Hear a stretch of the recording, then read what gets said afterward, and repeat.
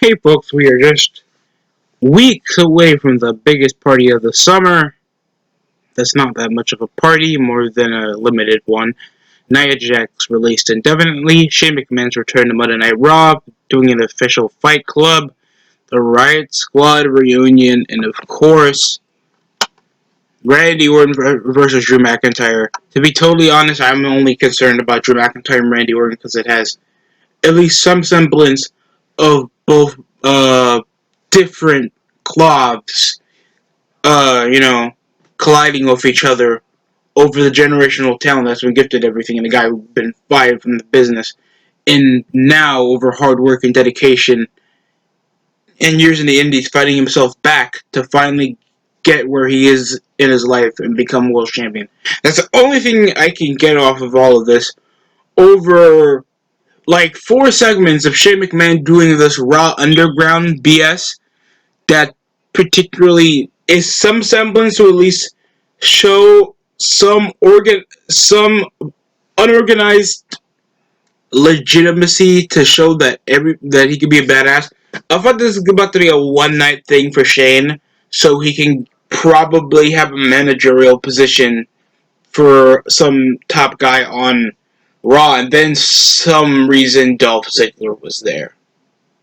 He was wrestling in stuff that he already regularly wears. Taped taped fists, skinny jeans, and Chuck Taylors. And yeah, everything else. Shelton Benjamin, Apollo Crews defeated MVP for the United States Championship to be undisputed in some case after via forfeit MVP was elected as the unhinged United States Championship after a forfeit by Apollo. If he wasn't going to show up, why can't you just cancel the match? Even though this was beforehand, and it ended up with Apollo winning clean. I guess it has to bring some rejuvenation into him being out for several weeks, and the same thing happened back when he was qualifying for the Money in the Bank. I don't mind. He showed after his promo a bit more personality, that he had a bit more enthusiasm. Other than I'm happy to be here. I'm here to prove myself. It actually looked like he was proud to be U.S. champion. He had a lot more to fight for. I didn't mind it. And out of my rant, I had a massive rant in my previous Raw review for like 2 months ago when he first won the United States Championship from Andrade. I was not a big fan of it because I thought he had no personality. He was bland. He could only do like 7 moves. And most of his appeal comes into him being athletic, buff, and has a good smile. And that's about it. Uh, yeah. I mean, we had a bit of good counters to elbows, stiff shots over to the corners. MVP was taking advantage until Apollo came out of a German suplex, no selling it, and hitting a spin-out powerbomb for the finish. The match was basic as it can get to pick up an underdog feeling for Apollo, looking like he's not going to beat the seasoned veteran. But MVP has been shown more legitimately than Elias's career as a heel. So, of course, it ended up with Apollo picking up the victory with a pretty good promo, better than his first one when he first won the United States title, with Charlie Caruso. Next up, we had the Riot Squad defeating the Iconics in a tag team match after we had the Kevin Owens show. And indulging itself with Kevin's trying to spring up a bit of a cooldown process for two jobbers. Uh, Listen, I love Liv Morgan. She's literally the better talent than Ruby Riott, more captivating. She has a better appeal and she's more attractive. It's sad that they came off her just beating the Iconics, beating Ruby Riott, and they had a basic storyline in the semblance, but Ruby keeps losing. So they're just doing this to bring some reason that we fired Sarah Logan. We have to give some apparent reason why we still got to keep Ruby Riot's some employment and give relevance to her tag team titles that no one cares about. So I think that's the only reason why they reunited the Riot Squad, to rejuvenate something of the Iconics. Catching a bit of heat for disrespecting them, calling them jobbers in the middle of the promo, in their promo, and the constant mic. They go over a gimmick of instant technical issues, and I thought there was something wrong with my laptop. Like, as soon as I was clicking into the show, uh, immediate light flashes, mic mistakes, editing mistakes. So it's obvious that there's some semblance of disruption going on in the show, and I thought this had something to do with Shane. Uh, we had freaking ninjas messing around with some technical stuff from the outside, tossing some random stuff on something, creating a lot of sparks.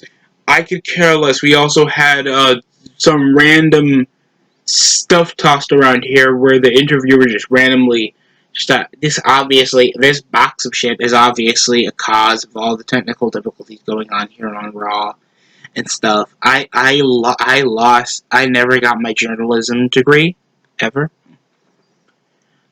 Oh, by the way, it was a double STO for the finish of the Riot Squad tag team match. Everything else, clothesline, some slingshot DDT. I understand there was some controversy over the last time when I think Liv Morgan jobbed out for a match, but most of her moves were edited out in a taped episode of Raw. Sucks. I mean, it sucked, and there was some controversy over that in general. Over the heartfelt promo over two jobbers. I mean, I don't like disrespecting wrestlers, especially if they're going to bring some semblance of. There's no captivating part of the Riot Squad to keep me invested. There's no instant part over to keep me invested for Ruby Riot. That's been losing since she's returned to Raw. Her turn. Take out Liv Morgan that made her own name for herself after the Riot Squad broke up. Several months of her wrestling, and then Ruby Riot said she beat her twice. Yeah, in under a month. She beat you like twice on Raw back when you guys had a crowd. That's at least 3 to 4 losses over the course of your somewhat rivalry. Then you started jobbing out to the Iconics until Bianca Belair gave you an assist. And the de facto reason why we should be invested is that Ruby Riot has maybe a potential fan page on Twitter for people to awkwardly masturbate to, and of course, jobbers deserve sympathy. I don't. No, I'm just not invested in my opinion. I'm just not. That sounds. You can take it how you want to. It's just no investment. Things they consistently lose. They barely have promo time, and whenever Ruby Riott is on TV, she just gets a mediocre promo, mimicking or mocking somebody. She talks crap for a threat, and then she loses to Billie Kay. Like, really? It's just not presumable. And Ruby Riott barely has a personality to match the reason why people like Bianca Belair or Shayna Baszler, as butt ugly as Shayna Baszler is, at least she's shown as a legitimate threat, or at least a bit stronger, a bit, built supposed to be more dangerous than Becky Lynch when she was a freaking women's champion for like over 200 days. Think she had to win via roll-up. And if you're a babyface and you win roll-up against your opponent, that means your opponent was pretty much tougher than you. So the semblance of her not getting that much TV time over Nia Jax, beating up a freaking ginger, and that TV time to just suspend her indefinitely, it's completely dumb. And I guess you're gonna practically write her off the show for like over a week. So bringing her back to beat up, I don't know, Shayna Baszler or Asuka. I don't care.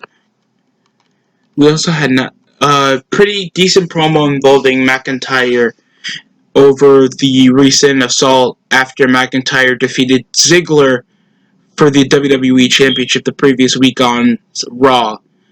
And I already saw this coming. I missed out on my Raw review, but I knew predictably we were going to have a program involving Randy Orton and Drew McIntyre. And I don't mind this. It's going to bring some legitimacy over to McIntyre because Randy did have a decent feud with some semblance of history from 2009 with Kofi Kingston getting him over. Even though they did a DQ finish at SummerSlam, he did lose at Clash of Champions.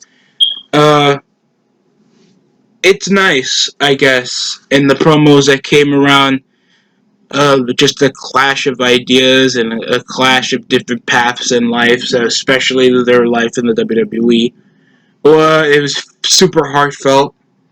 Didn't feel that predictable over the time, even though we know that McIntyre had been fired from the business, while Randy still stayed, and he takes advantage of the stuff he's been given, and it was a good promo. I don't mind McIntyre. I feel like he's entirely bland, but at least you have some semblance of sincerity off McIntyre. Thanks. His first title reign. He always looks incredibly grateful. Works out. He's an entertaining guy to watch in the ring, heel or babyface, and shockingly athletic. He has never had a bad match as world champion so far, and he has a great look for himself than he did over 10 years ago, back when he was a chosen one, or him looking like a Dutch girl with a ponytail. I don't mind this. I'm excited to see their match. I'd rather see a 3-month program with him and Lashley. Thinks I thought their match at Backlash was good, but besides the point, he's been having okay matches with Ziggler. He had great matches with Lashley, Lesnar. So a match with him and Orton is the better ideal, especially for SummerSlam that's barely got any big matches on the card to begin with. I guess, other than probably Shayna Baszler versus Sasha Banks. Good program, sadly it didn't end with a fight.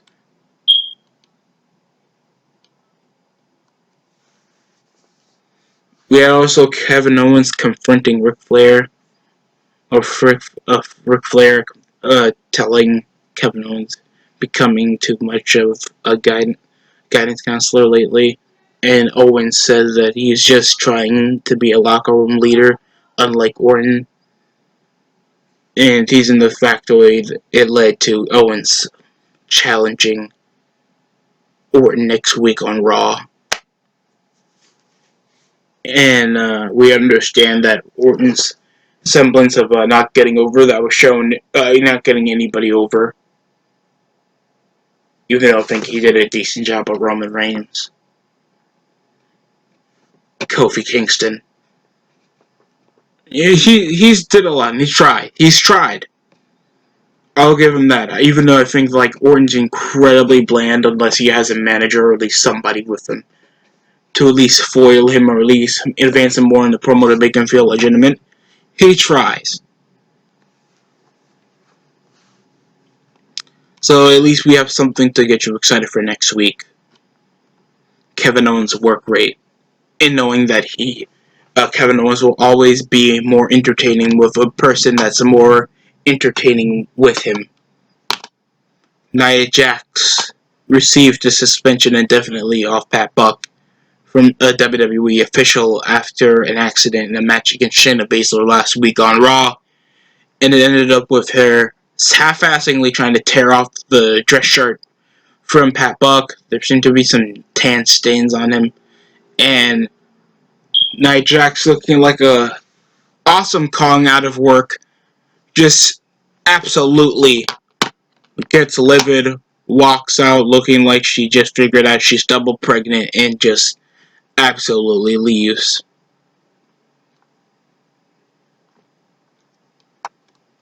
I think she did file up a headbutt. That was about it. We also had a segment involving MVP over him losing the United States title thanks to blaming technical difficulties distracting him over the match, and then it foiled up to Shelton Benjamin somehow losing his 24/7 championship, and it just transitioned awkwardly into a triple threat match with Shelton and Tozawa and the Ninjas chasing after R-Truth somehow just randomly stealing the 24/7 title.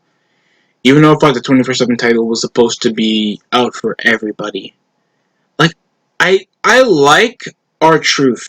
He is literally the godsend to everything that's mediocre about Raw and how there's very little personality, but he brings it up with so much personality, so much clever, nihilistic humor. It literally makes even Vince McMahon feel, I do like black people. And it's just, I'm sorry. It's just so amazing what R-Truth could do, especially making Paul Heyman and Brock freaking Lesnar feel like they're in a Bill Burr skit or something. And you have just I think too much R-Truth, especially in the 24/7 picture. I don't mind him getting guys over in his veteranship to make him lose, but R-Truth is just a glorified lower mid carder that's just doing a bit of his job. I don't mind if he does this stuff to get guys over. I get it, but in the semblance that he has more championships than Finn Balor and Elias Kevin Owens combined, that shows an issue. It's the 24/7 titles, revolving too much around R-Truth, and he should be, if he's having that much success holding on to the title, then probably he should be targeting the US Championship now. Or something. Like, we have still some guys that are barely getting that much TV time, like Shelton Benjamin, like Akira Tozawa, like Buddy Murphy, like shows some semblance of some of the lower mid-carders trying to get a championship of their own instead of just revolving around Akira Tozawa that somehow just finds a stupid ninja gimmick, doing ninja signs, acting like a headstrong retard, screaming around the ring, doing front sentons still, and with ninjas now because it's comedic. WWE's funny. They're not funny unless they have funny people in it, and it just becomes sound like absolutely dumb in my opinion. It ended up with Akira Tozawa winning the 24/7 title after a playmaker set off and took on R-Truth until some of the ninjas were getting jumped by the Hurt Business. MVP was getting a piece of some ninjas. This sounds super racist. And Lashley was like hooking up already a full Nelson on one of them, while Shawn Benjamin was just joining in on the fun.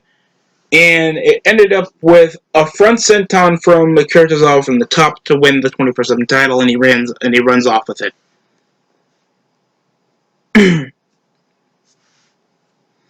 Next up, we of course had Shayna Baszler facing Alpha Vega and Sasha Banks, and this was instigated by the worst sucker punch I have seen in my life. And I wonder if Michael Cole was there, he would just call it a cheap shot. And of course, it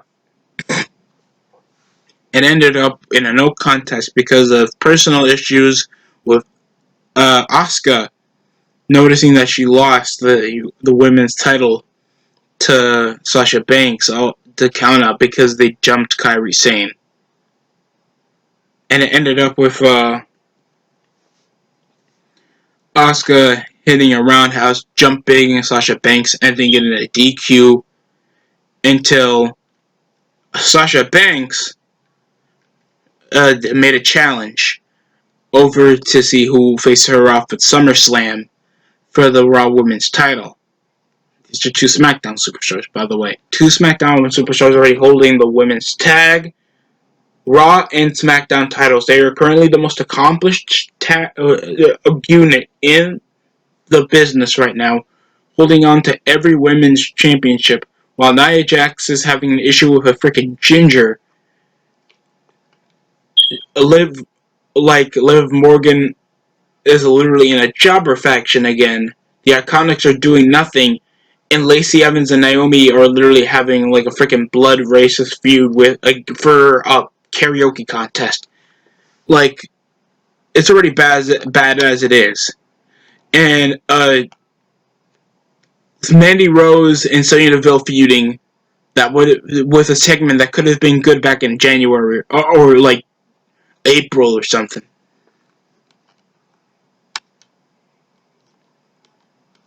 Next up, we had Angel Garza that had some blonde chick as well up in the camera pan that's holding a rose that probably that he gave to her because he's a ladies' man. My brother somehow apparently called him a simp, and it just ended up with him beating Angelo Dawkins with a running drop kick to the temple. Decent belly to belly suplex, a cool leapfrog from Angelo Dawkins. He showed that he had some agility with him. It ended up with Garza picking up the win. You expect him to hit the wing clipper on him or something? I don't know. Unless he's taking time in the gym, I don't see that ever coming to pass. The match was fine, basic enough as it is. They did 2 one-on-one matches involving 2 tag teams to at least warm them up for their title match at SummerSlam. And then we had Montez Ford versus Andrade, and stuff was going fine. He was going for a plancha from the top rope. He was hyping himself up. Everything was going fine until he lost energy, somehow collapsed and fell unconscious. And later on, this segment had been shown after, Charlie Caruso getting wet off another Angel Garza promo. Ended up with Angelo Dawkins saying that someone has poisoned Montez Ford before his match with Andrade, and it ended up with Bianca Belair noticing that her husband was poisoned, accusing, of course, Garza, Andrade, or Lita Vega of doing it, and it ended up with a fight nearly about to happen with Bianca Belair and Zelina Vega. Okay, segment. I guess it's supposed to bring some personal semblance because there's been nothing for. This is at least better than their 2-month rivalry of I can do everything better than you rivalry with the Viking Raiders, and they've been treated as a complete freaking joke. They came from being these badass, big bearded ass kickers wearing war paint and beating the crap out of guys. They just feel like a cooler version of the Highlanders, right? And then they just make them do these dumb segments treating Ibar like he's freaking cute, even though he looks like every regular NXT fan. And then they just make him do segments and consistently still try to feel like they're badasses, but when it's time to raid, we raid. And pillage! Shut up. It's just dumb. Completely dumb, folks. I mean, there's times where you can do comedic segments. There's badasses that are treated as funny people, and obviously, saving grace of that is guys like Booker T, Triple H, John Cena, Chris Benoit at some points, even Brock Lesnar can have really funny moments, but this is like a new NXT group that obviously doesn't have much of a gelling or notable state power to have on Monday Night Raw, other than the build-up already of really fading tag division. So we don't know much of the personality, except Ivar is athletic and Eric Kleck's doing running knees to the face and screaming at people. Dominic, after instigations and threats of Tom Phillips over trying to endorse Dominic always coming and assaulting the Messiah and Murphy after what they did to his father, so Samoa Joe, that I wanted him to say, "Oh, Becky," I just wanted him to say it like he did with his feud with AJ Styles. I wanted that to happen. I wanted that entirely to happen. It was so funny. It was literally my favorite parts of SmackDown back in 2018. And Samoa Joe was just a good start of the mold because he can make anything personal, make it funny, or either intimidating. He has the ability Too bad he still looks like a Spanish fat dad, but somehow Polynesian. It was cool. Dominic came out of nowhere with a kendo stick, assaulting both him and Murphy until Joe came. It ended up with a shocking 619, and this came off Murphy having his phone, just noticing that he tried to puncture Aleister Black's eye out, and Rollins just looking in the background. Proud of you. I'm proud of you. It was an okay segment. Dominic seemed to be livid. So this blood feud, and obviously his debut match will be against Seth Rollins at SummerSlam. Am I excited to see Dominic in action? I'm just hope he doesn't get his ass killed, because luckily the Buckle Bomb is banned. Rollins, I don't care. I don't know what kind of dumb shit they're gonna do. They also had Shane McMahon introducing Raw Underground. I'm about to go over this really quick. I don't want this review to be like 30 minutes long. It's absolutely dumb. I don't care. It ended up with the Hurt Business coming out, absolutely just decimating everybody. Even though the big fat guy that was like beating up on everybody, Dolph Ziggler giving a rear naked chokehold, knocking somebody out, and it looked like Shane had this big dreaded dude beating the crap out of people. It just feels awkward. I don't know. We also had the Hurt Business now taking control of Raw Underground. Why not Raw? Lashley's literally the top guy in your faction. You don't endorse him more in the world title picture or something. But you have him beating up some guys that look like they're 5'6" and tossing them around. Like, this is the only way you think we're going to treat Shelton Benjamin like a badass? I bet. It just sounds so embarrassing. In the fact though that they just awkwardly fade to black in this segment, just dabbing Shane McMahon just being like, now I get what my dad is saying. So that's literally the segment. That's Monday Night Raw. If you guys think differently on my opinion, I'll give it like a 5 out of 10, because at least it kept my attention. They did something new. There was like one match that I didn't mind over the crappy backstage segments. And at least it got something for me next week. I'm just ratings don't really matter. I just do it for some semblance of consistency off my reviews, obviously not off the time slot. But just, it was a mediocre show. Over most of it, it was better than the last 4 episodes of Raw. That doesn't mean it's good. It's seeing off the ratings that are probably going to come out like later this afternoon. I'm just not a. This was okay. This was an okay Raw. It's cool to see Dominic beating the crap out of a professional wrestler. Randy Orton and McIntyre getting hit to the next level. Apollo Crews actually doing a serviceable promo, and the Job Squad. Riot Squad is back, so I guess that's something. Thanks for watching. Like, comment, subscribe. Get ready for the XFL to come back. Thanks, The Rock. I also got a video on that coming out soon. Thanks for watching.